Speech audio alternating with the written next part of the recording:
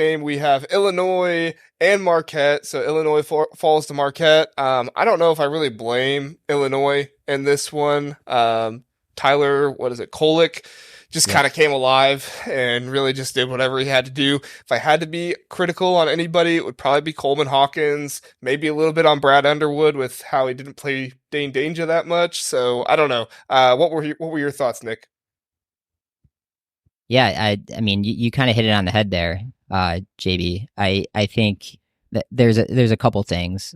First off, I like that we're playing Marquette game 3. Kind of to your point, Russ.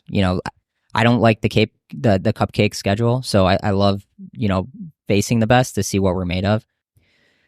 Coleman Hawkins is a player that basically Scott's not happy with you. Yeah, of course. I knew he would not like that one. All right, sorry. Speaking of Java Scott, he was the one who put. So what we like to do is we do captain of the ship, walk the plank, and Coleman Hawkins was on the plank. If you listen to the last Java Men podcast episode, so I firmly believe that the Illinois season rides on the shoulders of Coleman Hawkins, because if you watch that game, the first 20 minutes, Hawkins was atrocious, and I think actually it came out now he hasn't played the last 2 games, so I think he was hurt a little bit. So I'll give him the benefit of the doubt. He kind of seems, the last couple of years, he's a player that gets better throughout the year. So there was a 10-minute stretch in the second half where we ended up taking the lead by 3, and it was because of Coleman had about 4 straight plays that were off the charts. And then after that, it kind of faded back to, it's just the consistency with him. And then Brad, right? I mean, we always talk about the X's and O's with Brad, and it just seems like the other coaches just always seems one step ahead of him, unfortunately. Brad, we like to say Brad's a great, maybe even elite program builder, but he might not be the guy that you want the last 10 minutes when you're drawing up a play.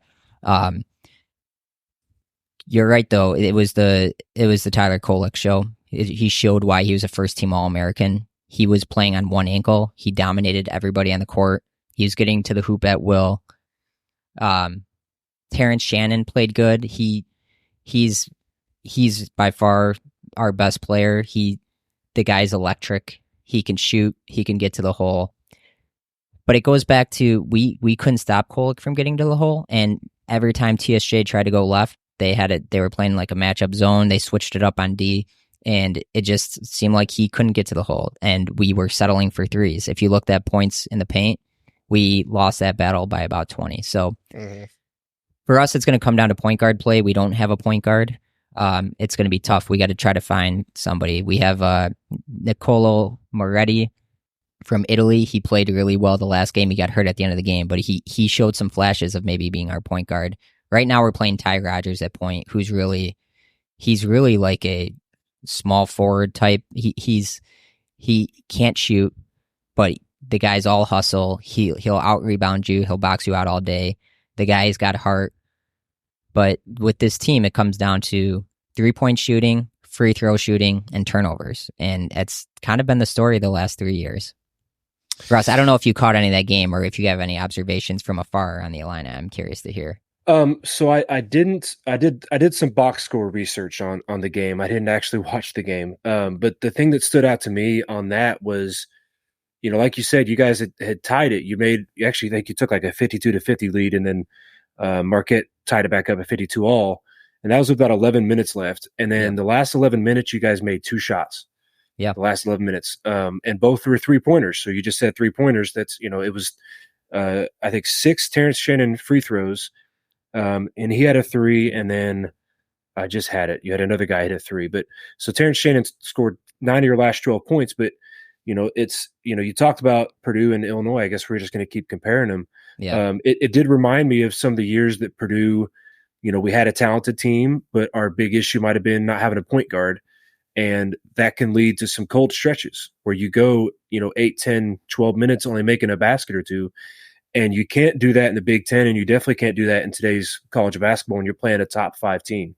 Illinois has got the talent. They've got the talent to compete and beat anybody on any given night.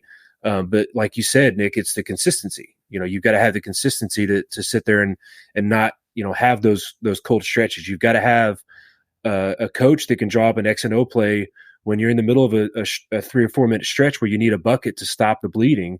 You've got to be able to do that. And it looked like Illinois just struggled with that the last 10, 11 minutes of that game. And when you don't, you go to the last 12 minutes of game hitting 2 shots, it's going to be hard to beat anybody, let alone a top 5 team in the country. Yeah, you're spot on. I mean, you can't. It just seems too often it comes down to the last 10 minutes, and you have 10 seconds on the shot clock, and it's Shannon trying to create. And it's just, you can't have that every play. You got to have some offense that you could go to consistently that gets you an easy bucket, and that's where I think the Illini will struggle down the stretch. Well, it's hard to run an offense if you don't have a true point guard or a true center, right? I mean, Coleman Hawkins, and I said at the beginning of the year, I think he has the talent to be, and the size and everything to be the spectacular player. He just severely lacks the consistency to do so. Terrence Shannon Jr. struggled with consistency some too, but not near to the level that Coleman Hawkins has. And I don't know how Brad Underwood can put an offense together. I mean, this isn't the NBA. In the NBA, you can kind of go with or without a point guard and without a center, that kind of stuff. But in college basketball, I just don't know how you're able to put something like that together. And real quick before we move on, because I want to, you had mentioned this and it was a great point, JB, of Dane Dainja played 3 minutes. Yeah. And for some reason, Brad chose to play Amani Hansberry over. Hansberry is a top recruit. I think he was top 100 center, plays same position as Dane, right? But he opted to go Hansberry, who only played 6 minutes, right? But Hansberry came off the bench before Dane, which was a surprise to everybody, especially in that game. I don't understand the logic there of bringing in your freshman against third game of the season against Marquette, who's ranked 4th in the country, where Dane's essentially, he's a redshirt junior at this point. And it just, to me, doesn't make sense. Maybe in game 20 when you figure out what Hansberry is, but to go straight to Hansberry over Dane, they flashed to Dane on the bench. He wasn't thrilled. Dane got a lot of PT against some cupcake schools the last 2 games. But problem with Dane, I'll just throw it out there real quick, and then we could move on from the Illini. But Dane is, I think, 1 of 11 from the free throw strike this year. That's not going to get it done. You can't play him. You just can't play him. Yeah, I mean, it's a severe liability, and with the way teams are playing now with so many players, especially early on in the season, you can afford to take those fouls and make that stuff happen. So, Sonny from the Illini cast, who covers football for Illinois, he said Illinois being dropped out of the top 25 because of a loss to number 4 Marquette was ridiculous. I completely agree. Great I by Sonny. completely agree with that stuff. Why in the world are you dropping a team more than 2 spots when they lose to a team that's 20 spots ahead of where the other team is?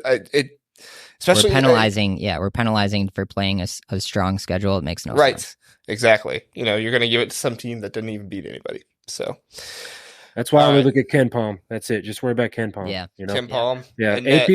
AP poll just measures winning streaks. That's all it measures. Well, it's all just opinions. So stupid voters.